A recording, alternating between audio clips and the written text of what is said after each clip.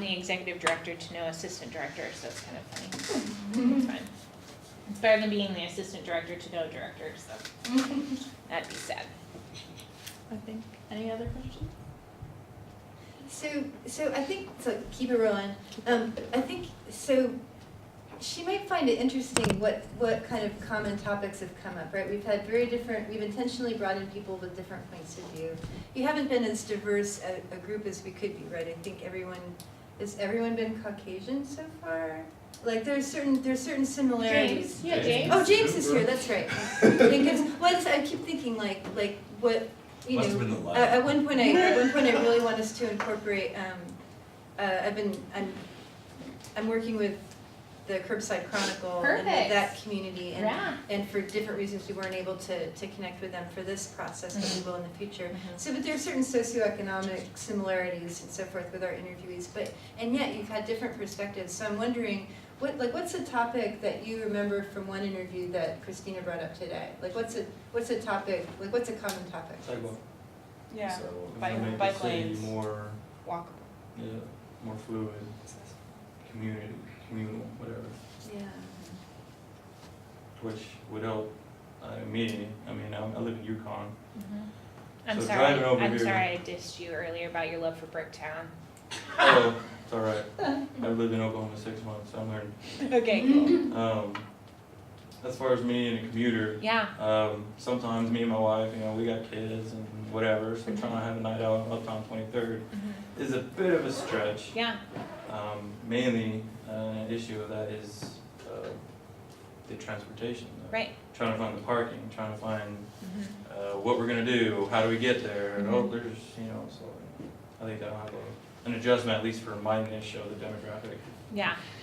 I think for the longest time, I mean, Uptown proper has serviced just the neighborhoods, right? So we constantly are in a battle with ourselves in terms of who do we love more? The people who can walk to us or the people who can drive to us? Who do we want to show the most attention to? In terms of strategic planning issues or even program evaluation, you kind of look at the quadrant and most professionals would tell you that the people that love you, all you have to do is remind them that they love you and then you can leave them alone. And then the people that hate you, you leave them alone too because they're a waste of your energy. And it's the people in the middle of the spectrum that you really need to focus a lot of your energy on.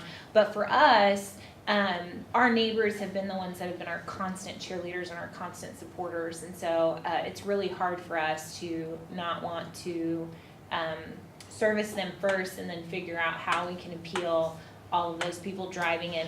Can we make your time in Uptown more convenient? How can you park in one place and get everything done?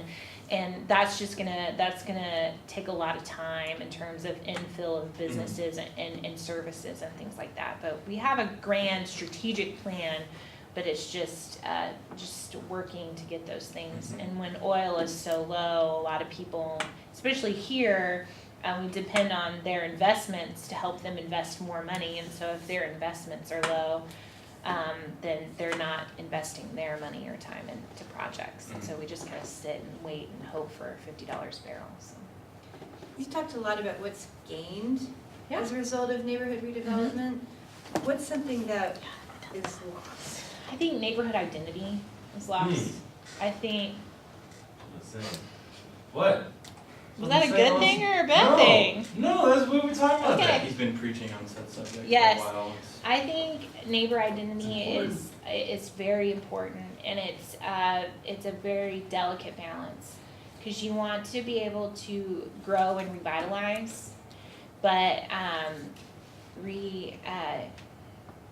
you don't want to make it too. Here's my prime example. We have a developer wanting to put in condos at 24th and Ollie, catty corner from Dove Science Academy. So behind O'Reilly's, basically. There's an empty lot where the Hemi's Pizza used to be, so they own that whole lot from 23rd to 25th. They're wanting to put 4 to 6 townhouse condo types of things with the starting price of $600,000. Isn't it? I In don't even Oklahoma pay for that City. for where it's at. Right behind O'Reilly's. I never right been behind there. an O'Reilly's, first of all.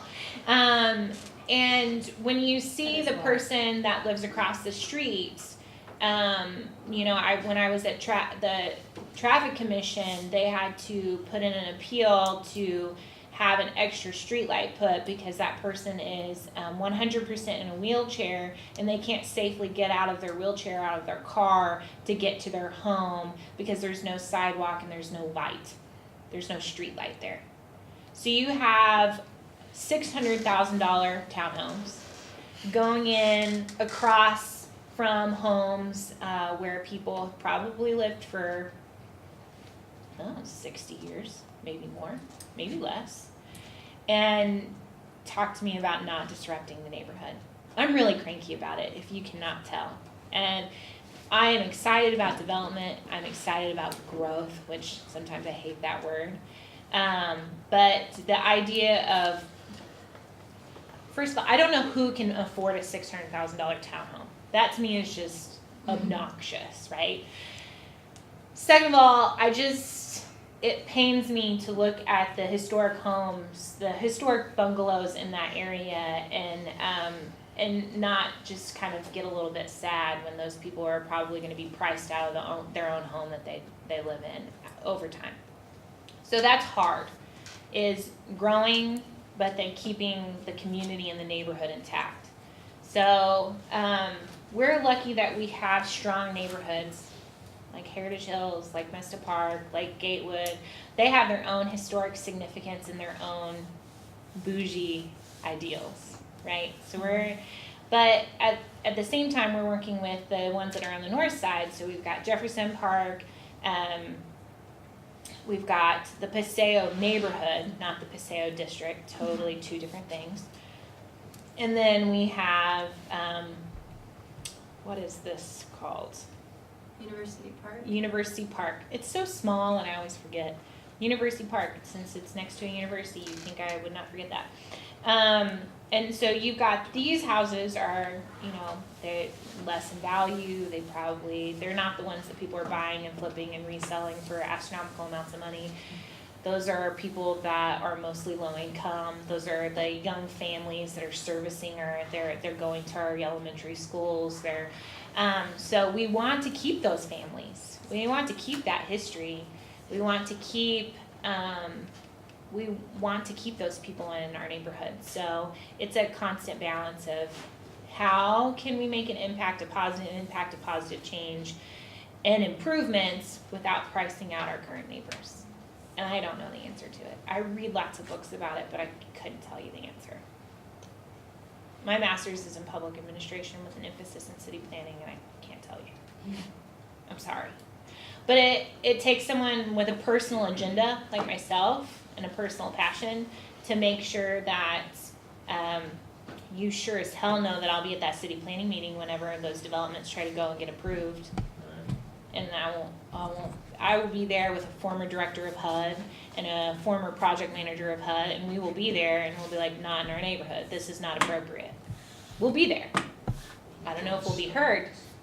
I don't typically throw things. I kind of throw like a girl, but A verbal slander. I can throw some slanderous phrases. Lonnie, did you have a question? Yeah, are they trying to flip the houses that are right next to the Plasma Center and right in front of Companies and Joe's? It's like 3 or 4 little townhouse looking homes, but they look Oh, the totally Greystones? trashed. But they look better now. Yes, the Greystone, and then the fourplex, the red brick fourplexes next to them. Yeah, those are currently they're the same owner. He's just finally Just renovating them. okay. Yeah, so they didn't change hands, but it's the same owner that's making them actually livable for humans So he's just instead of raccoons and pigeons. So he's just throwing it to a price that most people can afford, not $600,000. Yes, so those will be rentals, Mhm. right? So they'll probably not be as good of craftsmanship, but they'll be a lot like the 1-bedroom units that are at 23rd and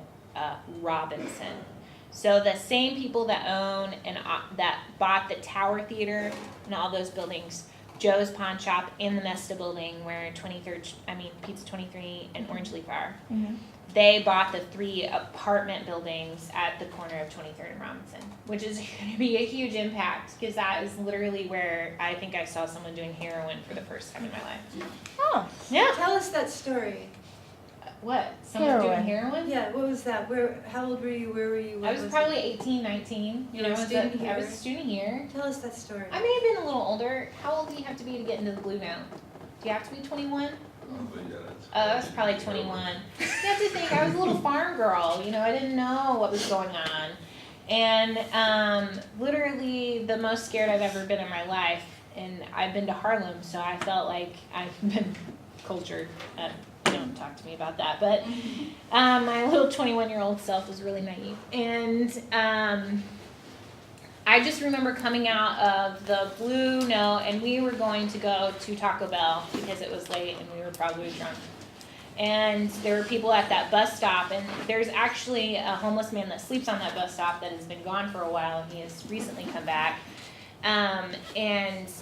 They were literally injecting, like they were cooking in their little spoon and then injecting it in their arms. And I just remember I probably was really dramatic and a total 21-year-old girl about it. I was also probably inebriated. So I just remember being like, oh my God, they're doing drugs! And I just remember turning back around and just running back to the Blue Note because that was my safe place. The Blue Note was my safe place. So where were they? Behind the Taco Bell? Or? No, they were like on bus the stop? corner of 23rd and Robinson at that bus stop. Wow. Bus stop before you. Yeah, I mean, it's a Wow. very, people used to, there were bars on the windows of those buildings. They were unoccupied for the longest time. When Ben bought those, he had to strip them down completely to the studs. But people used to, that was like a congregation point for all miscreant activities, was that bus stop at 23rd and Robinson. I like how I just got to recreate that story for you guys.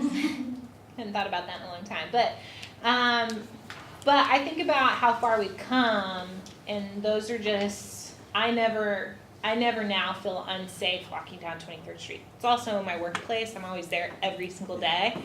But I feel like even when I took your little group of baby freshmen and we walked to Western and back, even then I feel like we would not have been able to do that a decade ago. Or if we did, we probably wouldn't have been as comfortable, I think. But I don't know. I didn't venture out. Accepted? Huh? Maybe it has accepted.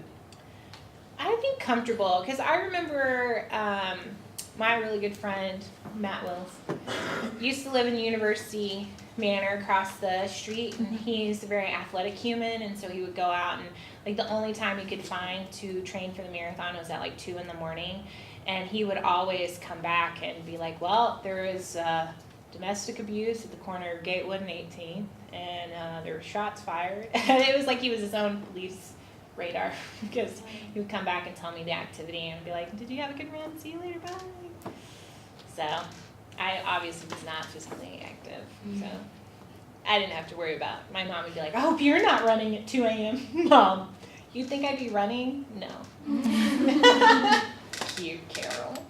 You are awesome. I'm looking at that time. It's we still have 7 rich and full minutes left in class. Does anyone have a last question while the camera's rolling? Thank you, my dear, for being here. I'm really interested in what other people said, because I'm nosy. Yeah. James Cooper's the man. Yeah. So am I the Yeah. woman? Who was your favorite other interview so far? I enjoyed ours. Who was that? We had Jason King. He's a lot of fun. He was a lot of fun. He and his wife have a true passion for 23rd Street. You want to talk about somebody that is completely committed to just kicking it. They are. They've been there, 19, 20 years with 23rd Street body piercing. So, they're super cheerleaders. What's one interesting or surprising thing Jason said? He was telling us why they chose 23rd Street for their location. It was because before that there was a vintage shop. There was a punk rock shop, and it was one of 2 in Oklahoma. And so that was kind of the place to go to get your punk rock t-shirts and albums and stuff. So he's since that was like already like a designated area Yeah. known for this type of culture, he was like, why not just put my body piercing place here? Like, people go there, we're Yeah. right next door, let's do it. Buy your studded belt and your studs that match your belt. Exactly. Right? Do you guys know what punk rock is? Like, are you Like, familiar? I feel like we have an idea, but we could be completely wrong. That makes me feel really bathos about life. You should Austin, probably. will you select a very choice YouTube video to illustrate punk rock and bring it to, bring it to us on Monday so we can watch it? It would be my pleasure. I mean, Thank you're already wearing the Doc Martens, so you need to pair that with a pair of Junko jeans, and I may still have some, because I kept them for my non-existent children, and a red flannel shirt with maybe some suspenders and a spiky. You can go to Hot Topic and probably buy all those things. It's probably a costume now. You can go and buy the costume. I went into Hot Topic the other day and it gave me like the sweats. I was like, this is where I used to shop in high school. It's the exact same. It smells the same. They still have the really, really bad vinyl selection. Those are records. I'm not just buying rolls of vinyl. So if they have a follow-up question, may they email you? Or tweet me. I respond well to 140 characters or less. All right. How would they have, so what's your handle? It's at Oaklistina. Yeah. You can find me. Tweet me, beat me. But I have a board member who's really cool and he always says, hit me on my hip. I'm like, are you like 80? And you're He's like my age, so it's really embarrassing when he says things like that. Hit me on my hip. I'm so happy to see you. Is it the weekend yet? Not quite, but we are nearing it. We're nearing Okay, it. water.